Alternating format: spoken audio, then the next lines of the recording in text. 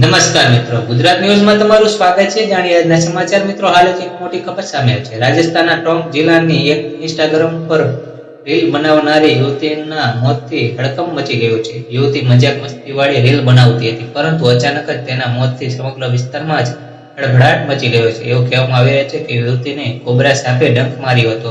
સારવારમાં વિલંબ થતાં તેનું મૃત્યુ થયું છે। મિત્રો, તમને જણાવી દે કે દીપા નામની યુવતી કાળનગરી રહેવાસી હતી। 4 ભાઈ બહેનોમાં દીપા બીજા નંબરે હતી। તે રીલ્સ બનાવીને સોશિયલ મીડિયા પર પોસ્ટ કરતી રહેતી હતી। મળતી માહિતી મુજબ દીપાની સાથે વહેલી સવારે એક જીવલેણ હત્યાની ઘટના બની છે। મિત્રો, તમને જણાવ્યું કે સવારે 6 વાગે તે ગાયો સાથે ચારો કાપવા ગઈ હતી। આ દરમિયાન તેને કોબરા સાપ કરડ્યો હતો। સાપના ડંખ માર્યા પછી દીપાએ ચીસો પાડીને બધાને કહ્યું હતું કે સાપે તેને ડંખ માર્યો છે। ત્યાં હાજર લોકોએ સાપને મારી નાખ્યો।